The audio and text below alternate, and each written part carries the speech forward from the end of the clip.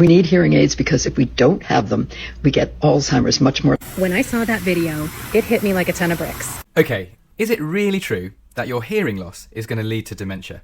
No shade at all on those awareness videos, but let's get into it. We have lived through an era where hearing loss was often overlooked and dismissed incorrectly as something we just need to accept as we get older. But in recent years, with the emergence of highly respected research linking hearing loss and dementia, along with wearable tech becoming more normalised, people are slowly becoming more aware of the importance of early hearing loss recognition and the options available to help. Great, I'm all for it. But I've also noticed a slightly newer trend in clinic. People coming to clinic in fear, saying they've been told that they're going to get dementia if they don't get their hearing loss sorted. Now, I can think of a number of factors in this. The lay press coverage of the topic, zealous hearing aid marketing, but also even accounts like mine that have highlighted the importance of recognising hearing loss early and the link with cognitive decline. The most common scenario I'm now seeing is a well-meaning relative putting a pressure on a family member to reluctantly go and ask for hearing aids, using dementia as a bit of a threat. So I think it's time for a sensible discussion about this, because in my view, the subject has become far too simplified, possibly for the sake of good headlines, but now to possibly a more detrimental effect. It is overall a good thing to make a legitimate scientific and medical link between hearing loss and dementia. But if the context is now being stretched and being used for fear, guilt, and driving sales, then that is not a good thing. And it's also unnecessarily unhelpful to the deaf community, who end up having to field questions and defend themselves from this applying to them, when in actual fact, in having sign language instead, they may already have a very effective mitigating communication solution. But the key point of this video is this. Proof of an association between hearing loss and dementia is absolutely not the same as proving that hearing loss causes dementia. So saying that your risk of dementia is twice as likely with mild hearing loss, 5 times as likely with severe hearing loss, is not the same as saying if you have hearing loss, you will get dementia. Or even that having a hearing aid is definitely going to prevent dementia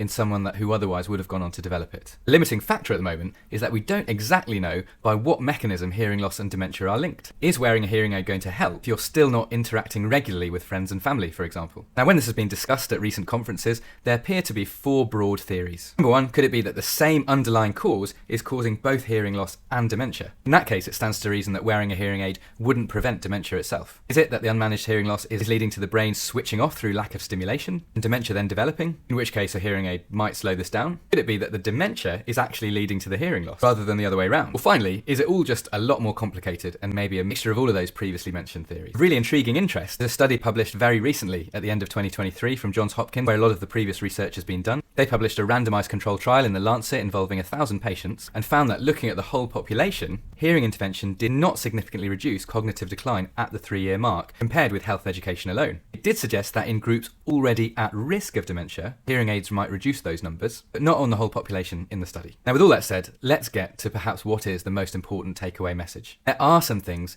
we do very clearly know for the population that don't use sign language. Unmanaged hearing loss does lead to communication difficulties, social isolation and loneliness, depression, difficulties in marriages and home life, risk of falls, and reduced economic prosperity. And offering intervention for hearing loss does reduce those things happening. And that alone should be enough for us to prioritise it all. Don't get me wrong, the link between hearing loss and dementia has meant a lot of positive things. Huge amount of research funding, for example, in an area that was previously long neglected. But in terms of you and your family, this is my headline. It shouldn't take the threat of dementia to make us care about hearing loss, when social isolation and communication efforts are already so integral to our mental health. Until we have more science on exactly why hearing loss and dementia are so closely associated, it's the social inclusion that should be central to the discussion within your family. And that can be enhanced by improving hearing with devices or surgery. But equally important are deaf communication adaptations, lowering the background noise, utilising lip reading and gestures, ensuring that a family's schedule and lifestyle isn't leading to them becoming socially isolated and redundant. So some people might be able to wear devices or have surgery and employ all of those tactics, but for others, the communication tactics alone, without hearing aids,